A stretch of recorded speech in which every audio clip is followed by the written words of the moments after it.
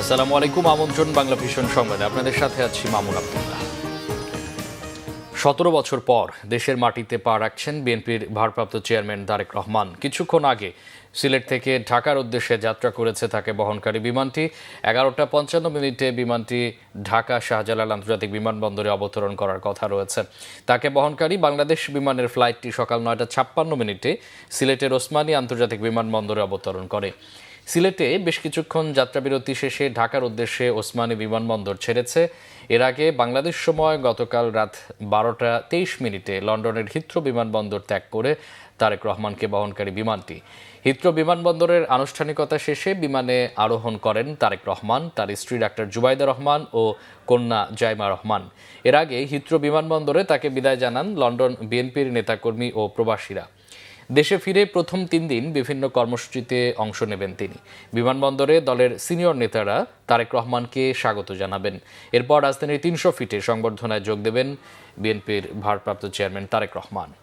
দর্শক, আমরা এই মুহূর্তে জানতে পেরেছি তারেক রহমান হযরত শাহজালাল আন্তর্জাতিক বিমানবন্দরে অবতরণ করেছেন এবং এয়ারপোর্ট রোডে আছেন আমাদের সহকর্মী ফজলে রাব্বি। সেখানকার অবস্থা জানতে চাই। রাব্বি, বিমানবন্দরের সামনের সড়কে তারেক রহমানকে স্বাগত জানাতে আসা লোকজন কি বলছেন? নেতাকর্মীদের উচ্ছ্বাসী বা কেমন দেখছেন?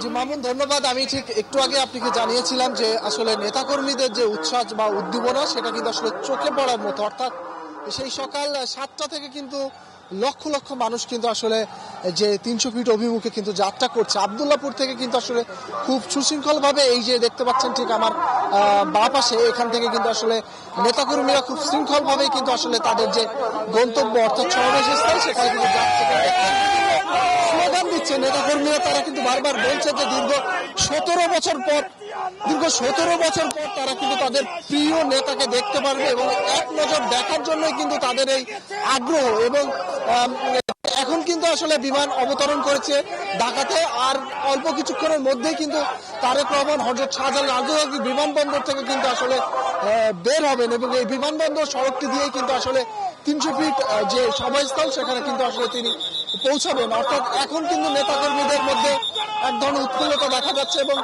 তারা কিন্তু বিভিন্ন স্লোগান দিচ্ছে, তাদের হাতে ব্যানার, ফেস্টুন এবং দলীয় যে পতাকা সেগুলো নিয়ে কিন্তু আসলে তারা তাদের যে সভাস্থল সেখানে যাচ্ছে। এবং পাশাপাশি আইন শৃঙ্খলা বাহিনী, বিজিবি, সেনাবাহিনী সহ যে পুলিশের টহল বা পুলিশের যে নজরদারি সেটাও কিন্তু দেখার মতো। অর্থাৎ সব মিলে এখন এই যে বিমানবন্দর, এই জায়গাটা মূলত এখন পর্যন্ত কিন্তু আসলে উৎসবমুখর পরিবেশ বিরাজ করছে এবং নেতাকর্মীরাও কিন্তু আসলে দীর্ঘ যে 17 বছরের যে আক্ষেপ তাদের, সেই আক্ষেপ তাদের প্রিয় নেতাকে দেখতে পাবে, এই আক্ষেপ কিন্তু এবার ঘুচবে। অর্থাৎ তাদের মধ্যে ওই ধরনের এক ধরনের উৎফুল্লতা কাজ করছে। এবং পাশাপাশি আপনি জানেন, আপনাকে জানিয়ে রাখতে চাই যে গত 2024 সালের 5 আগস্টের পর কিন্তু আসলে অন্তর্বর্তী সরকার শপথ গ্রহণ করে। তারপরে কিন্তু আসলে কোনো নির্বাচিত সরকার আসে না। অর্থাৎ যে বলা চলে এক ধরনের নেতৃত্বশীলতার মধ্যে দিয়ে দেশ যাচ্ছে। তো এই অবস্থায় তারেক রহমান যখন দেশে আসছে, মোটামুটি বলা চলে যে নেতাকর্মীদের মধ্যে এক ধরনের উৎফুল্লতা স্বাভাবিকভাবেই কাজ করবে এবং তারা বলছে শুধু তাদের দলীয় নেতা নয়, পাশাপাশি দেশের মানুষও কিন্তু আসলে তারেক রহমানের দিকে তাকিয়ে আছে এবং তারেক রহমান যে আসলে ভবিষ্যৎ কান্ডারি হবে, দেশ নায়ক হবে, সেটা কিন্তু তারা তাদের সেই আশাবাদ ব্যক্ত করছে। এবং আপনি দেখতে পাচ্ছেন ঠিক এখন এই এয়ারপোর্ট থেকে যত দূর চোখ যায়, অর্থাৎ আব্দুল্লাহপুর, জসিমউদ্দিন, খিলক্ষেত, আজিমপুর সহ যতটা দেখা যায় সব দিকে কিন্তু আসলে মানুষ। অর্থাৎ রাস্তার ঠিক দুদিকেই শুধু লক্ষাধিক মানুষ, অর্থাৎ মানুষ আর মানুষ। তারা কিন্তু আসলে সভাস্থল অর্থাৎ 300 ফিটের দিকে রওনা দিয়েছে এবং মানুষের যে জনস্রোত এটা কিন্তু আসলে দেখার মতো। ঠিক শেষ কবে রাজধানীতে কোনো নেতা আসলে এই ধরনের জনস্রোত হয় এটা আসলে কিন্তু অনেকেই দেখে না। এবং আপনি জানেন যে আজ কিন্তু 25শে ডিসেম্বর, অর্থাৎ সরকারি ছুটির দিন। এই সরকারি ছুটির দিন হয় কিন্তু আসলে রাস্তায় স্বাভাবিকভাবেই মানুষের উপস্থিতি কম আছে এবং যে মানুষগুলো আসলে রাস্তায় খুব বেশি প্রয়োজন ছাড়া কিন্তু রাস্তায় বের হচ্ছে না মানুষরা, যারা বের হচ্ছে তারাই মূলত নেতাকর্মীরা। অর্থাৎ বলা চলে যে নেতাকর্মীদের যে উপস্থিতি সেটা কিন্তু আসলে চোখে পড়ার মতো। লক্ষ লক্ষ মানুষ কিন্তু আসলে তারা লক্ষ লক্ষ মানুষ কিন্তু আসলে তারা যাচ্ছে 300 ফিটের দিকে তাদের যে নেতাকে এক পলক দেখার জন্য। তো এই ছিল মোটামুটি মামুন আমার কাছে রাজধানীর এয়ারপোর্ট থেকে সর্বশেষ অবস্থা। রাব্বি, আপনি সেখানে থাকুন, প্রয়োজনে আবারও আপনার সাথে যোগাযোগ করব। আমরা একটু অন্য সহকর্মীর কাছে যেতে চাই। আমাদের আরেক সহকর্মী বিমানবন্দর এলাকার বাইরে আছেন, সিনিয়র রিপোর্টার নিয়াজ মাকদুম। সরাসরি কথা বলবো তার সাথে। নিয়াজ, বিমানবন্দরের বাইরে এলাকার নেতাকর্মীদের উচ্ছ্বাস কেমন দেখছেন? নিয়াজ। মামুন, আপনাকে জানিয়ে রাখি যে ঠিক 5 মিনিট আগে বিএনপির ভারপ্রাপ্ত চেয়ারম্যান তারেক রহমানের যে বিমানটি, সেই বিমানটি হযরত শাহজালাল আন্তর্জাতিক বিমানবন্দরে ল্যান্ড করেছে এবং তার জন্য যে লাল সবুজের গাড়িটি রয়েছে, বাসটি রয়েছে, সেই বাসটি প্রস্তুত রাখা হয়েছে। বিএনপির মহাসচিব মির্জা ফখরুল ইসলাম আলমগীর সে বিমানবন্দরে রয়েছেন তারেক রহমানকে অভ্যর্থনা জানানোর জন্য। আর এর বাইরে, বিমানবন্দরের বাইরে অর্থাৎ এই যে সড়কটি রয়েছে, এই দীর্ঘ সারি রয়েছে, এখানে নেতাকর্মীদের উচ্ছ্বাস রয়েছে, উদ্দীপনা রয়েছে। তারা তাদের প্রিয় নেতা এই যে বাংলাদেশে আজকে অবতরণ করলেন কিছুক্ষণ আগে, তার এই মানে নামার বিষয়টি তারা আনন্দের সাথে দেখছেন এবং তারা মুহুর্মুহুর স্লোগান দিচ্ছেন। আমি এই মুহূর্তে যেই জায়গাটিতে আছি, ঠিক এর আমি যেই জায়গাটিতে আছি ঠিক এর একটু সামনে থেকে অর্থাৎ জসিমউদ্দিন থেকে তারেক রহমানকে বহনকারী যে লাল সবুজের বাসটি রয়েছে, সেই বাসটি ইউটার্ন করবেন এবং এই সড়ক থেকে তিনি নেতাকর্মীদেরকে অভ্যর্থনা জানাবেন, হাত নেড়ে শুভেচ্ছা জানাবেন। নেতাকর্মীরাও তাকে হাত নেড়ে শুভেচ্ছা জানাবেন, স্বাগতম জানাবেন এবং এইখান থেকে 300 ফিটে অর্থাৎ এই সড়ক পথেই 300 ফিটে তিনি গিয়ে নামবেন। অর্থাৎ তার এই বাসে বিমানবন্দর থেকে বাসে 300 ফিট পর্যন্ত যাওয়ার একটি কারণ হলো যে হাজার হাজার নেতাকর্মীরা সড়কে অবস্থান করছে তাকে শুভেচ্ছা জানানোর জন্য, সেই নেতাকর্মীদেরকে এক নজর দেখার জন্য এবং নেতাকর্মীরাও যেন তাকে এক নজর দেখতে পারে, সেই কারণেই এই যে লাল সবুজের বাসে যাওয়ার সিদ্ধান্ত নিয়েছে বিএনপির ভারপ্রাপ্ত চেয়ারম্যান তারেক রহমান। এবং এই বাসই তার সহধর্মিণী ডাক্তার জুবাইদা রহমান এবং তার কন্যা ব্যারিস্টার জাইমা রহমান এই বাসেই তারা যাবেন।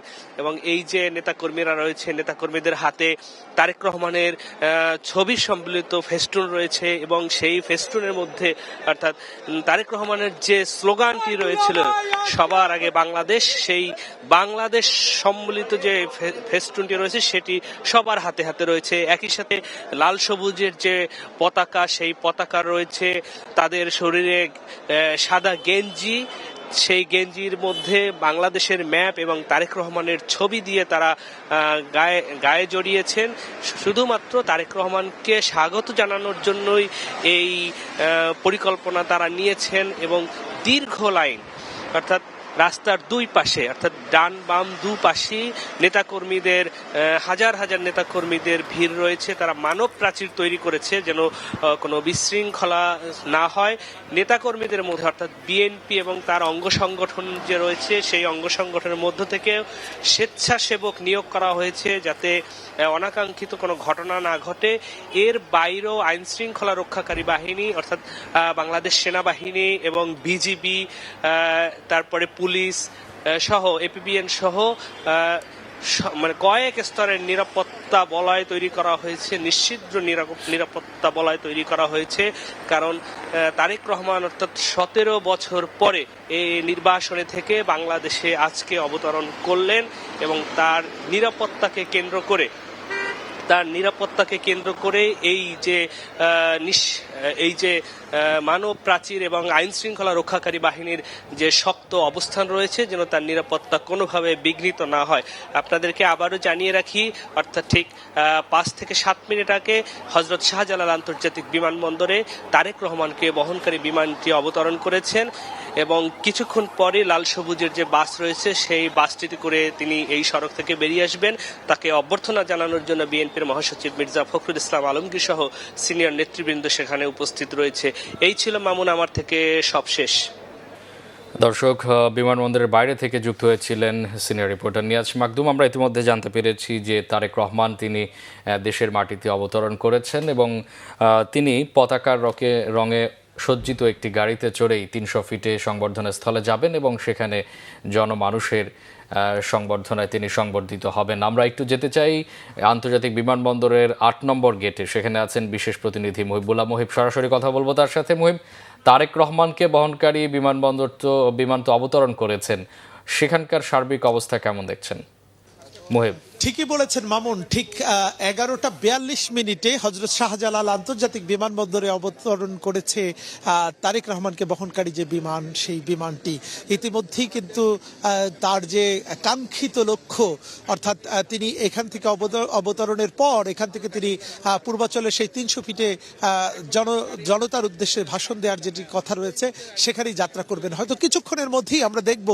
তাকে বহনকারী যেই লাল সবুজের পতাকার রঙিন যেই পরিবহনটি, সেটি হয়তো প্রোটোকলের মধ্যে তিনি বেরিয়ে আসবেন এবং আমরা অপেক্ষা করছি গণমাধ্যম কর্মীরা।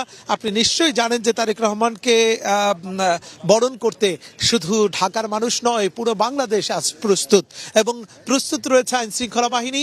পুরো সড়কটি কিন্তু আমরা দেখছি একেবারেই ফাঁকা, অর্থাৎ এই ফাঁকা সড়ক দিয়েই কিন্তু তিনি বেরিয়ে আসবেন কিছুক্ষণের মধ্যেই। এবং আপনাকে একটু জানাতে চাই, অর্থাৎ তারেক রহমান যেই পথ ধরে 300 ফিটের উদ্দেশ্যে রওনা করবেন, সেই পথের প্রতিটি প্রান্তে প্রতিটি জায়গায় কিন্তু আইন শৃঙ্খলা বাহিনীর অবস্থান আমরা লক্ষ্য করছি। এখানে শুধু পুলিশ নয়, র্যাব রয়েছে, সেনাবাহিনী রয়েছে এবং আনসার রয়েছে সিভিল পোশাকে অন্যান্য আইন শৃঙ্খলা বাহিনীর সদস্য। এবং এই যে আইন শৃঙ্খলা বাহিনীর যে উপস্থিতি, সেটি আসলে অনেকটা স্পষ্ট বোঝা যায় যে তারেক রহমানের আগমনকে কতটা গুরুত্ব দিয়ে গ্রহণ করেছে বাংলাদেশের অন্তর্বর্তী সরকার। এবং আমরা দেখছি যে একটু পরপরই কিন্তু নিরাপত্তার দায়িত্বে থাকা যেসব আইন শৃঙ্খলা বাহিনীর পরিবহনগুলো রয়েছে, সেই পরিবহনগুলো কিন্তু মহড়া দিচ্ছে যেই পথ ধরে যাবেন তারেক রহমান সেই পথে।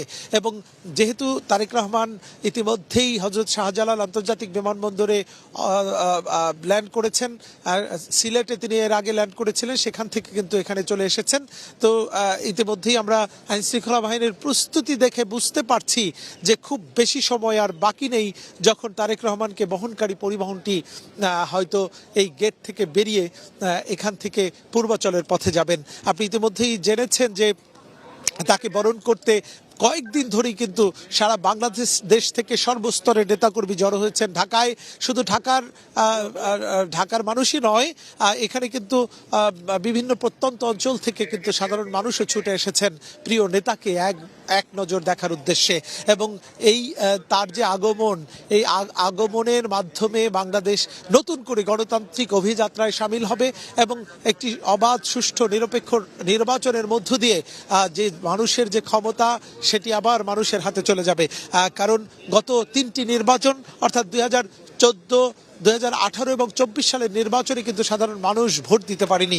সেই 3টি দর্শক সেই মাহেন্দ্রক্ষণ আমরা দেখতে পাচ্ছি, আমাদের ক্যামেরার মাধ্যমে আপনাদেরকে দেখাতে পারছি। নিশ্চয়ই আপনারা দেখছেন যে সেই মাহেন্দ্রক্ষণ 13 বছরের দীর্ঘ প্রতীক্ষার অবসান ঘটিয়ে তারেক রহমানকে আমরা দেখতে পাচ্ছি। তিনি দেশের মাটিতে অবতরণ করছেন, তিনি গেট দিয়ে বের হচ্ছেন, 8 নং গেট দিয়ে। আমাদের সহকর্মী মুহিবুল্লাহ মুহিব যেটি জানাচ্ছিলেন, তারেক রহমান যে ভিআইপি গেট দিয়ে তিনি বের হচ্ছেন এবং হাত নেড়ে দর্শকদেরকে, সেখানে তার যে উচ্ছ্বসিত নেতাকর্মী আছে তাদেরকে হাত নেড়ে তিনি তাদেরকে জানাচ্ছেন যে তিনি দেশে ফিরেছেন, তিনি দেশ এবং মাটির টানে ফিরেছেন, তিনি মায়ের টানে ফিরেছেন, মানুষের ভালোবাসায় তিনি ফিরেছেন, মানুষের ভালোবাসা নিতে ফিরেছেন, মানুষকে ভালোবাসা দিতে ফিরেছেন, তিনি গণতন্ত্রকে সমুন্নত করতে তিনি আবারও 17 বছর পরে দেশের মাটিতে পা রাখলেন। ঠিক আমরা এই মুহূর্তে আপনাদেরকে দেখাতে পারছি তারেক রহমান, তিনি তার যে সহধর্মিণী এবং তার যে কন্যা জুবাইদা রহমান, তাকে সাথে নিয়ে তিনি ফিরছেন এই মুহূর্তে বাংলাভিশনের পর্দায়। নিশ্চয় আপনারা দেখতে পাচ্ছেন তার পরিবার সহ তিনি ফিরছেন। তারেক রহমানকে দেখতে পাচ্ছি আমরা উচ্ছ্বসিতভাবে তিনি নেতাকর্মীদের সাথে হাত মিলাচ্ছেন, করমর্দন করছেন এবং এখান থেকেই তিনি তাকে যেখানে সংবর্ধনা দেওয়া হবে 300 ফিট, সেখানে তিনি যাবেন এবং লাখো যে নেতাকর্মী আছেন গতকাল থেকে যারা সারা রাত ধরে অপেক্ষা করছেন তার জন্য তিনি সেখানে যাবেন এবং তাদেরকে তিনি সেখানে তাদের সাথে কথা বলবেন এবং তিনি বলছিলেন যে তিনি আসলে এই যে 17 বছর তিনি সেখানে আসলে দেশে নেই, সেই জায়গাটাই তিনি আসলে মানুষের ভেতরে কিন্তু তিনি একভাবে ছিলেন, মানুষের হৃদয়ে ছিলেন। সেটি আসলে আবারও প্রমাণিত হয়েছে তাকে যে সংবর্ধনা অনুষ্ঠানে লাখো দর্শক তাকে সেখানে সংবর্ধিত করবে। আমরা দেখতে পাচ্ছি সিনিয়র নেতাদের সাথে, অর্থাৎ বিএনপির স্থায়ী কমিটির সদস্য সালাউদ্দিন আহমেদ থেকে শুরু করে মির্জা ফখরুল ইসলাম থেকে শুরু করে স্থায়ী কমিটির সদস্যদের সাথে তিনি কোলাকুলি করছেন এবং তাদের সাথে কুশল বিনিময় করছেন। হাস্যোজ্জ্বল চেহারায় তিনি সবার সাথে কুশল বিনিময় করছেন এবং কোলাকুলি করছেন এবং তারপরেই তিনি ধীরে ধীরে বের হয়ে আসবেন, জনমানুষের কাতারে আসবেন এবং সেখানেই তাকে সংবর্ধিত করা হবে। সেখানে তিনি যাবেন এবং তারপরে তিনি তার অসুস্থ মা অর্থাৎ বেগম খালেদা জিয়া, সাবেক 3 বারের প্রধানমন্ত্রী, এভার কেয়ার হাসপাতালে তাকে দেখতে যাবেন। তার যে কর্মসূচি, সেই কর্মসূচি অনেক আগে থেকেই প্ল্যান করা ছিল, রেডি করা ছিল। তিনি 3 দিনে আসলে কোথায় যাবেন, কি করবেন, সেই কর্মসূচিগুলো ইতিমধ্যে আপনারা জানতে পেরেছেন। আমরা দেখতে পাচ্ছি সিনিয়র নেতৃবৃন্দ অর্থাৎ বিএনপির স্থায়ী কমিটির সদস্য যারা আছেন তারা হাস্যোজ্জ্বল মুখেই এবং তাকে বুকে টেনে নিচ্ছেন, করমর্দন করছেন। আমরা সেই চিত্রটি নিশ্চয়ই আপনাদেরকে দেখাতে পারছি বাংলা ভিশনের পর্দায়। আমরা জানি এর আগে 11:42 তিনি শাহজালাল আন্তর্জাতিক বিমানবন্দরে অবতরণ করেন এবং তার আগে তিনি সিলেটে কিছুটা যাত্রাবিরতি দিয়ে অভ্যন্তরীণ একটি ফ্লাইট ধরে আন্তর্জাতিক বিমানবন্দরের পথেই তিনি রওনা দেন এবং ঠিক 11:42 তিনি শাহজালাল আন্তর্জাতিক বিমানবন্দরে অবতরণ করেন এবং তার যে সহধর্মিণী, তার কন্যা জাইমা রহমান এবং তার যে সহযোগী যারা তাদের সাথে ছিল সহযাত্রী, তাদেরকে নিয়ে তিনি বের হচ্ছেন বিমানবন্দরের এলাকা থেকে এবং সবার সাথে কুশলাদি বিনিময় করে হাস্যোজ্জ্বল চেহারায় তিনি বের হচ্ছেন বিমানবন্দর থেকে।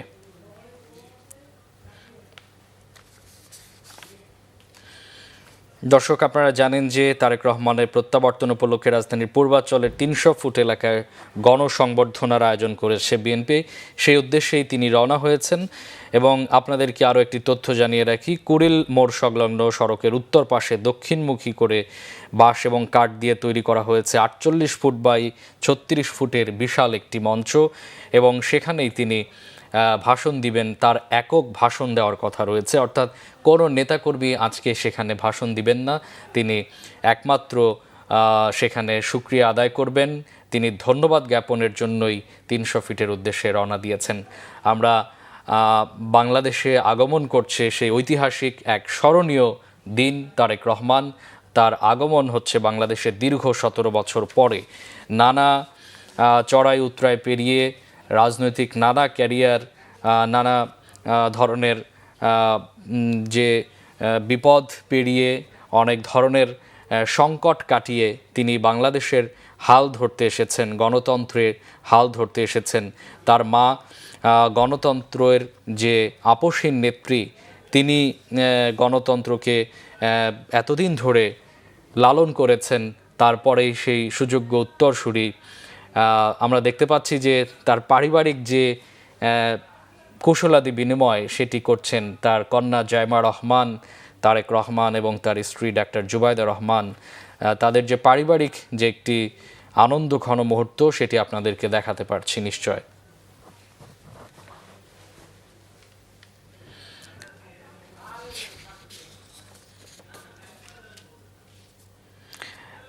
দর্শক, আপনারা জানেন নিশ্চয় তারেক রহমানের যে সংবর্ধনা অনুষ্ঠান সেখানেই তিনি যাবেন। তবে তিনি যেহেতু দীর্ঘ একটি পথ অতিক্রম করে এসেছেন এবং বড় একটি জার্নি, অর্থাৎ গতকালকে রাতে তিনি রওনা হয়ে আজকে সকালে শাহজালাল আন্তর্জাতিক বিমানবন্দরে পৌঁছলেন। তার আগে তিনি সিলেটে অবতরণ করেছিলেন।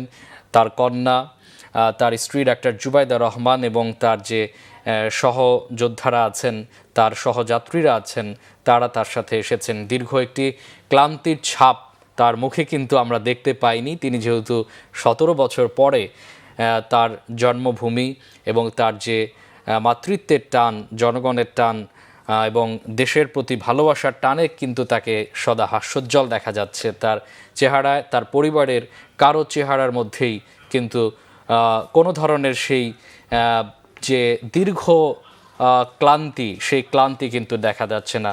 আমরা দেখতে পাচ্ছি যে জনাব তারেক রহমানের শাশুড়ির সাথে তিনি কুশলাদি বিনিময় করছেন। ইকবাল মান্দ বানু তার সাথে তিনি কুশলাদি বিনিময় করছেন। এবং যেহেতু দীর্ঘদিন পর নাতিকে পেয়েছেন এবং একই সাথে মেয়ে যেহেতু ডাক্তার জুবাইদা রহমান মাঝে মাঝেই দেশের প্রয়োজনে তিনি এসেছেন, বেগম খালেদা জিয়ার অসুস্থতার সময় তিনি বারবার ছুটে এসেছেন, কিন্তু ডাক্তার জুবাইদা রহমানের কন্যা জাইমা রহমান এবং তারেক জিয়ার সাথে দীর্ঘদিন পরে তার যে সাক্ষাৎ, সেটি আসলে মনে করিয়ে দিচ্ছে যে তাদের যে টান, সেই টান কিন্তু এখনও ফুরায়নি। যে ভালোবাসা, দেশের মানুষের প্রতি যে টান, সেই টানের কারণেই কিন্তু সদা হাস্যোজ্জ্বল এবং দীর্ঘ ক্লান্তির ছাপ কিন্তু তাদের চেহারায়, মুখে কিন্তু এখন পর্যন্ত আমরা ফুটে উঠতে দেখিনি। আমরা ইতিমধ্যে জানি যে তার জন্য বাহিরে অপেক্ষা করছে লাল সবুজে মোড়ানো একটি গাড়ি। সেই গাড়িতে করেই তিনি যাবেন যেখানে তাকে সংবর্ধিত করা হবে। লাখো নেতাকর্মীরা সেখানে অবস্থান করছেন এবং এক নজর দেশনায়ক তারেক রহমানকে দেখার জন্য সেখানে অপেক্ষা করছেন। গতকালকে রাত থেকেই আমরা দেখেছি অনেকে নির্ঘুম রাত কাটিয়েছেন এবং এই ঠান্ডা এবং একটা বৈরী আবহাওয়ার মধ্যেও, একটা কনকনে শীতের মধ্যেও কিন্তু নেতাকর্মীরা সেখানে তারেক রহমানকে এক নজর দেখার জন্য, সামনের সারিতে বসার জন্য সেখানে অপেক্ষা করছেন। সেই তারেক রহমানই তাদের উদ্দেশ্যে ছুটে যাচ্ছেন। অর্থাৎ মাটি, মা এবং জনগণের জন্য তিনি যে ভালোবাসা, সেই ভালোবাসার টানেই, সাধারণ মানুষের টানেই কিন্তু দেশে এসেছেন। সেই মানুষের কাতারেই তিনি কিন্তু যাচ্ছেন এবং সেখানে যাচ্ছেন যেখানে তাকে সংবর্ধিত করা হবে। নিশ্চয় তারেক রহমানের এই আগমন শুধু একটি আগমন নয়। আপনারা জানেন তাদের জন্য, নেতাকর্মীদের জন্য 17টি বছরে নির্বাসিত জীবন থেকে ফিরে আসার এক গল্প এবং নতুন রাজনীতি এবং নতুন করে পথ চলার এক সংকল্প। বিএনপিতে এক পুনর্জাগরণ, বিএনপি নতুন করে জন্ম নিবে তারেক রহমানের এই আগমনের মধ্য দিয়ে। ঐতিহাসিক এই আগমনটি স্মরণীয় করে রাখতেই 300 ফিটে সংবর্ধনার আয়োজন করেছে বিএনপি। দল হিসেবে সেই সংবর্ধনায় নেতাকর্মীর উপস্থিতি হয়েছেন এবং সেখানে আমরা জানি অসংখ্য বিএনপি যারা করে না, সাধারণ মানুষ, তারাও কিন্তু তারেক রহমানের এই প্রত্যাবর্তনে সেখানে সামিল হচ্ছেন।